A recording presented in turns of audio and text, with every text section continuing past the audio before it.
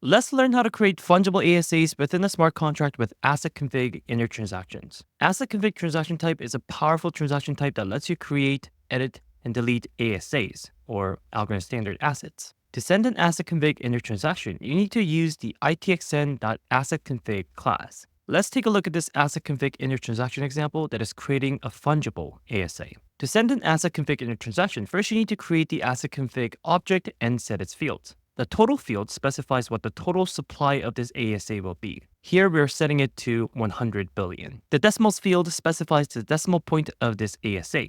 Here we're setting it to 2 decimal points, so the lowest denominator is the 100th place. The unit name field specifies the unique identifier of the ASA, and here we're setting it to RP. The asset name field specifies the name of the ASA, and here we're setting it to royalty points. You can also set extra configurations such as setting manage, reserve, freeze, and clawback accounts, but here we're not setting them. Now, if these 4 fields are not set during creation, you won't be able to set them afterwards. So this royalty points ASA will forever not have manage, reserve, freeze, and clawback accounts. After creating the asset config in your transaction object, you can submit the transaction by calling the .submit method.